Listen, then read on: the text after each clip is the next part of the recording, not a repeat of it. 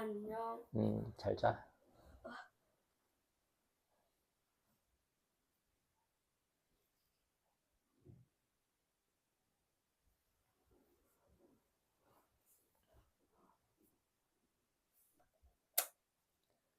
한국우수 전래동화 17. 재치와 지혜를 길러주는 이야기. 돼지는 돈 내고 먹는 줄 알았지.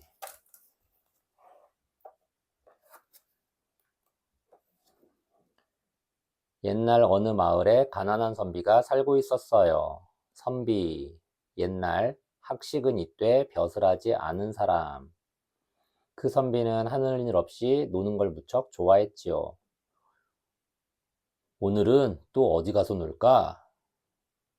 어디 가야 재미난 일이 있을까? 선비는 일은 하지 않고 놀기만 해서 돈 한 푼 없는 빈털털이었답니다. 선비가 시장 구경을 하던 어느 날이었어요. 여기저기 돌아다니며 재미있게 구경을 하다 보니 슬슬 배가 고파왔어요. 어디 가서 요기를 좀 해야겠는데. 요기, 배고픔을 면할 정도로 음식을 조금 먹음. 선비는 주머니에 엽전 한 푼 없으면서 무작정 가까운 주막으로 들어갔답니다. 엽전, 노쇠로 만든 옛날의 돈. 주막집 주인은 마침 두부를 만들어 담고 있었어요. 먹음직스러운 두부에선 김이 모락모락 나고 있었지요.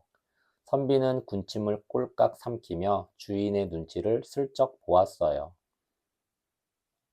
손님, 잠시만 기다리세요. 주인은 상냥하게 웃으며 선비를 맞아 주었어요. 손님, 무엇을 드릴까요? 주인의 물음에 선비는 두부를 가리키며 말했어요. 저 두부가 참 맛있게 보이는구려. 금방 만들어서 보들보들, 따끈따끈, 맛이 그만이에요. 이것 좀 드릴까요? 주인이 두부를 담으려고 주걱을 들자 선비가 나지막하게 말했어요. 지금 돈이 없는데 외상으로 안 되겠소?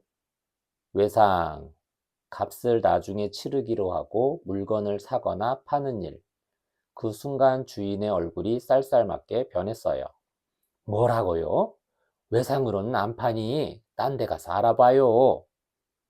선비는 기분이 상했지만 너무 배가 고파 다시 사정해 보았어요. 그러지 말고 두부 한 모만 주시오. 돈은 꼭 갚으리다. 모, 두부나 묵 따위의 덩이를 세는 단위. 선비의 배에서 꼬르륵 소리가 자꾸 났어요. 주인은 한심하다는 듯 선비를 위아래로 훑어보았어요. 모양새를 보니 돈 받기는 틀린 것 같아. 누덕누덕 기운 옷에 찌그러진 갓, 떨어진 신발. 깊다. 해진 곳에 딴 조각을 대어 때우거나 그대로 꿰매다. 도무지 돈을 갚을 것 같아 보이지 않았지요. 주인은 더욱 쌀쌀맞은 목소리로 말했어요. 나는 절대로 외상으로는 안 판다오. 그것은 이 동네 사람들뿐 아니라 우리 집 뒷마당의 돼지들도 다 아는 사실이에요.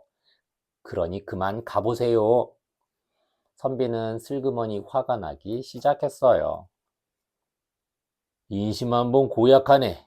그깟 두부 한 모 가지고.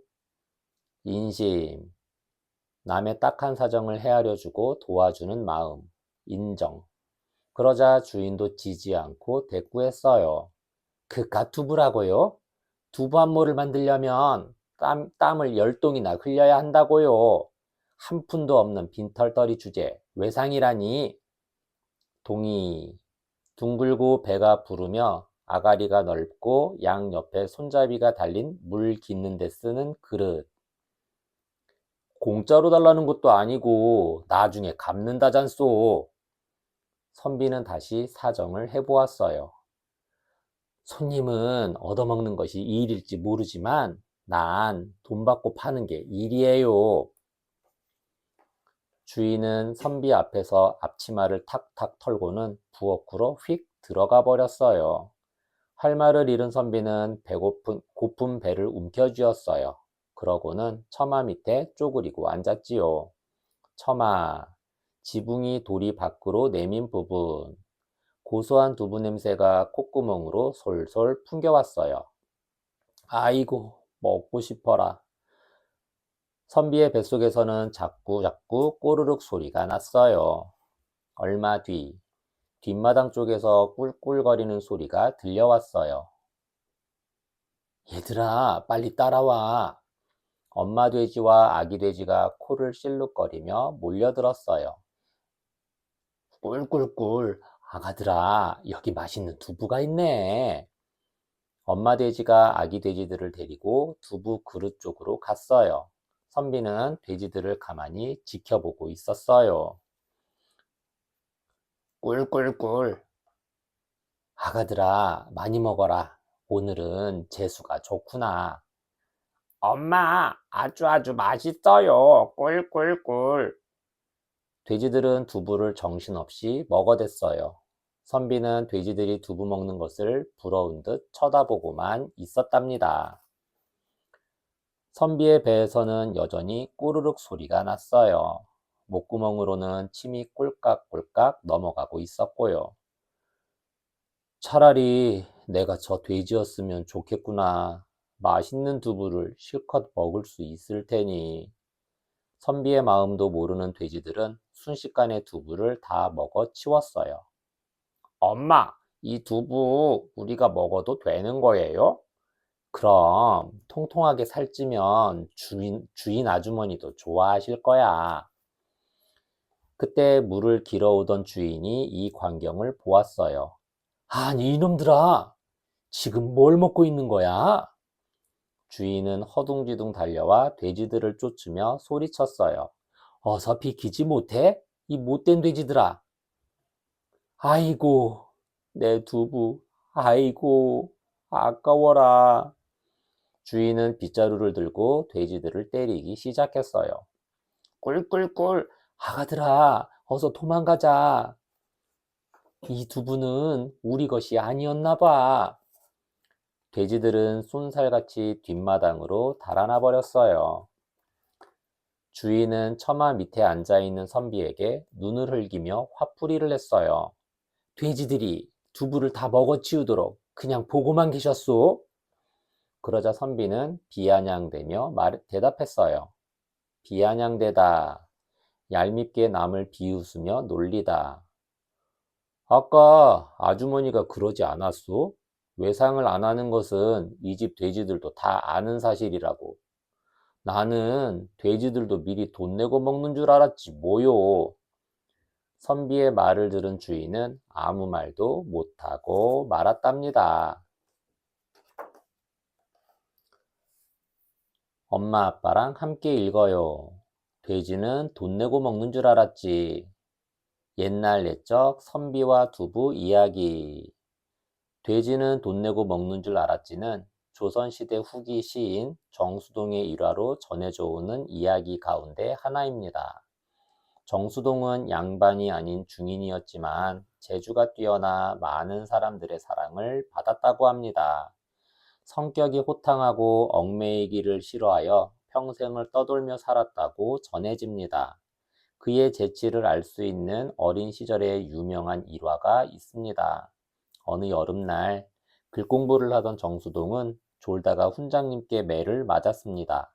얼마 뒤 훈장님이 조는 모습을 본 정수동은 훈장님은 왜 조느냐고 따지듯 물었다지요. 그러자 훈장님은 나는 존 것이 아니라 궁금한 게 있어 공자님께 여쭈어 보러 갔다 왔다 라고 둘러댔답니다. 며칠 뒤 정수동이 또다시 또 졸다 야단을 맞게 되었습니다. 정수동은 공자님을 만나 뵈러 갔다 왔는걸요? 라고 대답했고 훈장님은 공자님이 뭐라 하시더냐? 라고 물었답니다. 그러자 정수동은 훈장님이 다녀가셨냐고 여쭈었더니 공자님은 그런 일은 없었다고 하시던걸요? 라고 대답했답니다. 훈장님은 어쩔 수 없이 웃음을 터뜨리며 자기의 잘못을 인정했다는군요. 돼지는 돈 내고 먹는 줄 알았지는 정수동과 주막집 주인과의 짧은 일화이지만 재치와 교훈이 담뿍 녹아있는 아주 재미있고 유익한 이야기입니다. 풍자시인 정수동. 정수동의 본명은 정지윤입니다. 정수동은 자유분방한 성격의 풍자시인으로 이곳저곳을 떠도는 방랑 생활을 즐겨 늘 가난했습니다.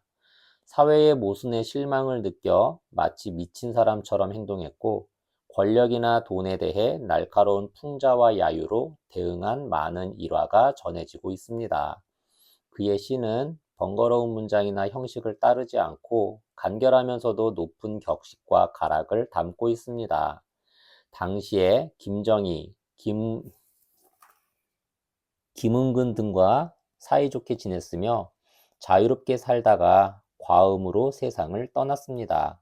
시집으로 하원시초가 있습니다. 우리네 옛생활 모습, 두부. 두부는 지금으로부터 약 2000년 전 한나라의 류안이 회남왕으로 있을 때 처음 만든 것이라고 알려져 있습니다. 우리나라에서 두부에 관한 최초의 기록은 고려 말 2세기 문집인 모근집에 나물국 오래 먹어 맛을 못 느껴 두부가 새로운 맛을 도두어주네. 이 없는 사람 먹기 좋고 늙은 몸 양생이 더없이 알맞네 라는 구절에서 발견되었습니다. 즉 두부는 고려 말에 원나라로부터 전래되었을 가능성이 크다고 합니다. 두부는 만드는 과정 중 끓이는 시간, 굳히는 방법에 따라 여러 종류로 나누어집니다. 두유를 짜고 난 후 무명 자루에 남은 찌꺼기가 비지이고 굳히기 전에 순두부, 그리고 배에 싸서 굳힌 배두부, 콩물을 무명 자루에 넣어 짜서 굳힌 무명 두부 등의 일반 두부가 있고 일반 두부와 순두부의 중간 굵기인 연두부도 있습니다.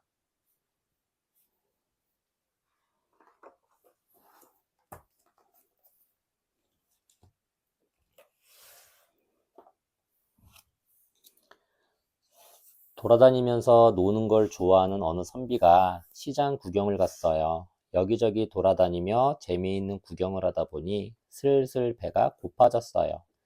선비는 길가에 있는 주막으로 들어갔는데 마침 주인은 커다란 그릇에 새로 만든 두부를 건져내고 있었어요. 선비는 주인에게 두부를 외상으로 달라고 부탁했어요.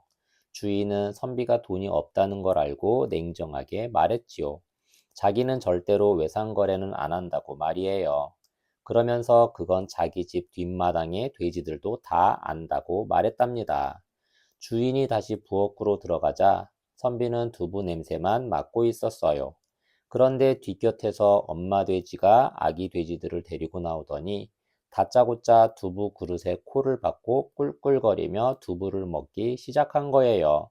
그 돼지들은 과연 돈을 내고 두부를 먹었을까요? 퀴즈 1. 주막집 주인이 만들던 것은 무엇이었나요? 2. 선비는 왜 두부를 먹지 못했나요? 3. 주인이 선비에게 돼지를 막지 않았다고 화를 내자 선비는 주인에게 뭐라고 말했나요? 4. 여러분이 가장 좋아하는 두부 요리는 어떤 것인가요?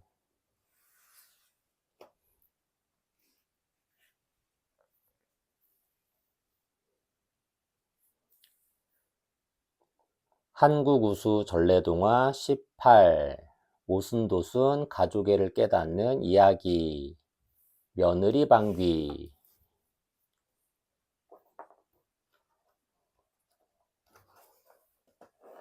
옛날 어느 집에 갓 시집을 온 새색시가 있었어요. 집안 살림은 물론이고 마음씨도 아주 고와 시부모님의 사랑을 듬뿍 받았지요. 식사 때가 되면 며느리는 정성껏 음식을 마련했어요. 아버님, 어머님, 진지 맛있게 드세요. 진지, 밥의 높임말. 오냐, 오냐. 얼마나 맛있게 차렸는지 입에 침이 다 도는구나. 며느리의 정성에 집안의 웃음소리는 더욱 커져갔어요. 그런데 언제부터인지 복스럽던 며느리의 얼굴이 자꾸만 말라가기 시작했어요. 복스럽다. 모난 데가 없이 복이 있어 보이다.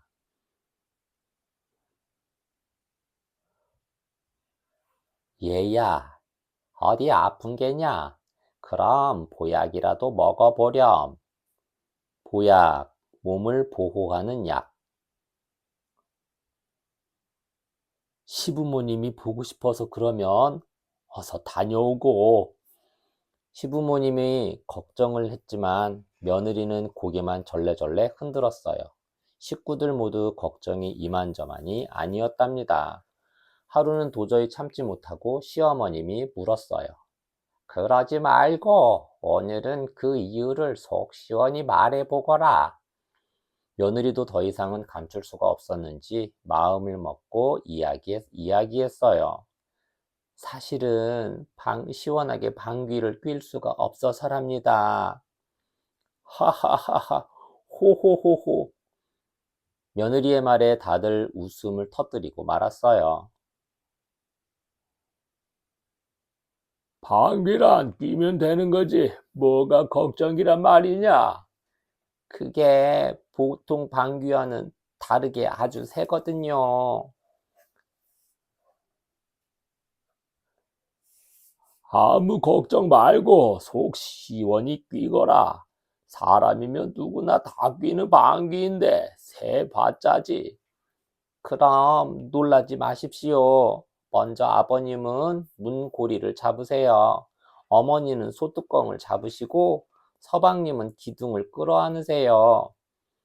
세 사람은 며느리의 말이 믿어지지 않았지만 시키는 대로 했어요. 그러자 며느리는 곧장 아무도 없는 방 안으로 들어갔어요. 이불까지 뒤집어 쓴 며느리는 힘을 주어 방귀를 뀌었어요. 뿡, 뿡, 뿡, 뿡. 그동안 참았던 방귀가 한꺼번에 터져 나왔어요. 펑! 파방! 팡! 팡팡! 방귀 소리는 점점 커지더니 천둥 소리 같아졌어요. 바람은 폭풍처럼 거세게 몰려왔지요. 시아버지가 잡은 문고리는 덜컹덜컹거리고 시어머니가 잡은 소뚜껑은 들썩들썩 거렸어요. 마침내 마지막 방귀 소리가 쾅쾅 하고 났어요. 그 순간 세 사람은 동시에 공중으로 떠올랐다가 쿵 하고 마당으로 떨어지고 말았지요.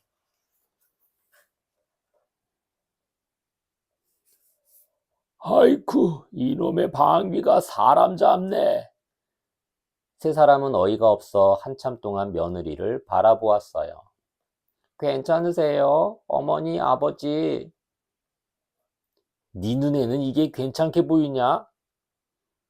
신랑도 놀란 빛을 감추지 못했어요. 그래서 제가 안 된다고 했잖아요.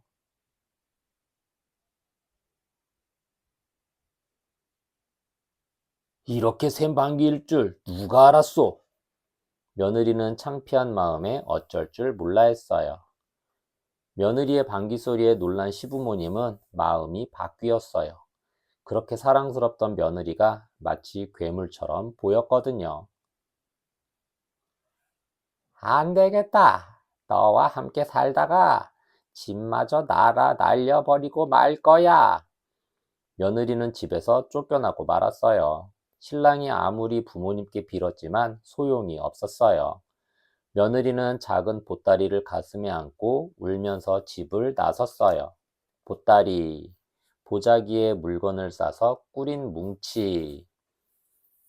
며느리가 친정을 향해 터벅터벅 무거운 발걸음을 옮기고 있을 때였어요. 친정, 시집간 여자의 본집. 갑자기 험상궂게 생긴 산적들이 나타나 떡하니 앞길을 막았어요. 산적, 산속에 숨어 살면서 남의 재물을 빼앗는 도둑. 꼼짝 말고 가진 거 다 내놔. 며느리는 덜컥 겁이 났어요. 이 길을 지나가려면 가진 것을 다 내놔야 한다고. 하지만 전 가진 것이 이 보따리밖에 없는데요. 그럼 보따리라도 내놔야지. 칼을 든 산적 하나가 바짝 다가오며 소리쳤어요. 보따리를 풀어 헤치던 산적이 화를 버럭 냈어요. 아니, 돈은커녕 옷가지밖에 없잖아. 안 되겠다. 그럼 너라도 잡아가는 수밖에. 며느리는 졸지에 산적에게 잡혀갈 처지가 되고 말았어요. 순간 며느리 머릿속에 좋은 생각이 떠올랐어요. 옳지. 내 방귀로 이 녀석들을 혼내줘야지. 며느리는 주먹을 불끈 쥐고 힘을 모았어요. 그러고는 산적들이 가까이 다가오는 순간 방귀를 뻥 하고 뀌었지요. 산적들은 엄청난 방귀 폭풍에 멀리까지 날아가 화당 하고 떨어졌어요. 아이고, 산적 살려. 저게 사람이야, 귀신이야. 산적들은 며느리를 쳐다볼 엄두도 못 내고 달아났어요. 엄두, 감히 무엇을 하려는 마음. 산적을 물리친 며느리가 다리를 건너고 있을 때였어요. 여보, 잠깐만 기다려요. 어디선가 많이 듣던 목소리가 들려왔어요. 돌아다 보니 신랑이었어요. 신랑은 아무 잘못도 없는데 쫓겨난 색시가 불쌍해 따라온 것이었어요. 부모님께 돌아가 다시 한번 사정해 봅시다. 부부는 오던 길을 돌아 집으로 향했어요. 집에 거의 다다른 무렵이었어요. 신랑이 배가 고프다고 하자 며느리가 감나무를 가리켰어요. 저 감나무에 맛있는 감이 달려 있으니 따먹고 갑시다. 하지만 신랑이 아무리 애를 써도 손이 감에 닿지 않았어요. 잠시만 기다리세요. 제가 한번 해볼게요. 며느리는 감나무를 향해 엉덩이를 돌리더니 뿡 하고 방귀를 뀌었어요. 그러자 후두둑 소리가 나더니 감이 와르르 떨어졌어요.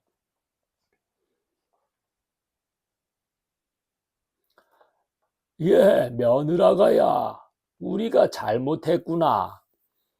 언제 나타났는지 시아버지와 시어머니가 옆에 서 있었어요.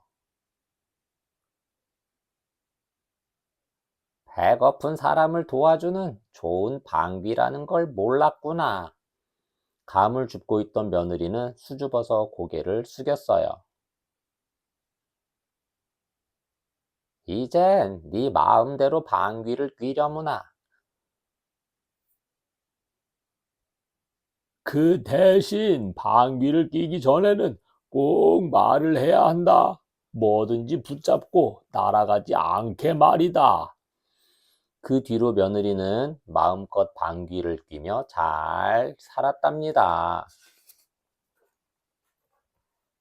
엄마 아빠랑 함께 읽어요. 며느리 방귀. 옛날 옛적 며느리 방귀 이야기. 며느리 방귀는 천둥과 같은 방귀 때문에 시집에서 쫓겨난 며느리가 방귀를 적절한 때에 잘 뀐 덕분에 오히려 복방귀라고 불려지며 귀하게 대접받았다는 이야기입니다. 방귀를 꾹 참았다가 한꺼번에 시원하게 방귀를 뀌어대는 며느리의 모습은 안쓰러우면서도 한편으로는 속 시원한 기분이 들게 합니다. 그리고 흉은 있지만 마음씨 착한 며느리를 다정하게 다시 맞아주는 시부모님과 남편의 모습은 훈훈한 감동을 전해줍니다. 사람이라면 누구나 장점과 단점을 가지고 있습니다. 하지만 때로는 단점이라고 생각했던 것이 장점으로 작용하기도 합니다. 방귀가 너무 세서 고민하던 며느리가 오히려 힘센 방귀 덕분에 산적을 물리치고 감을 손쉽게 딴 것처럼 말입니다. 이 이야기는 방귀를 잘 뀌는 며느리처럼 단점을 슬기롭게 이용하여 삶에 도움이 되도록 하자는 의미를 담고 있습니다. 가족이나 친구 중에 눈에 띄는 단점을 가진 사람이 있다면 감싸 안아줘 보세요. 단점을 슬기롭게 보다 빨리 이겨낼 수 있을 거예요.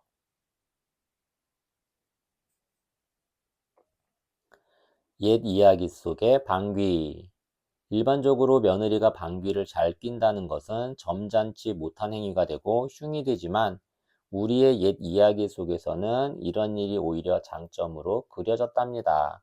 이와 반대로 점잖은 체 하면서 체면만 내세우는 양반들의 위선적인 모습이 이야기 속에서 풍자의 대상이 되고 조롱거리가 되었지요. 며느리 방귀는 민중들의 자유로운 생각과 행동을 존중하는 삶의 모습을 그려내고 있는 이야기랍니다. 옛말에 방귀 뀐 놈이 성낸다. 제 방귀에 제가 놀란다. 똥 싼 놈이 방귀 낀 놈 나무란다. 방귀가 잦으면 똥 싼다. 등과 같은 방귀에 관한 재미있는 속담이 많이 내려오고 있답니다. 우리네 생활 모습, 뒷간. 우리나라에서는 변소를 먼 옛날부터 뒷간이라고 불렀습니다. 뒤를 본다라는 말은 똥을 눈다라는 순 우리말입니다. 우리나라 사람들은 민속신앙의 하나로 변소 귀신이 있다고 믿어왔습니다. 그래서 뒷간을 항상 안채나 사랑채에서 멀리 떨어진 곳에 두었습니다. 분뇨는 퇴비로 사용하였는데 이때는 쪽박을 긴 나무막다에 묶어 분뇨를 퍼내고 똥장군에 담아 운반했습니다. 강원도에서는 뒷간을 지은 뒤 반드시 좋은 날을 받아 아무 탈이 없도록 제사를 올리는 풍습이 있었습니다. 또 아이들이 똥구덩이에 빠졌을 때도 떡을 해놓고 액땜을 빌었습니다.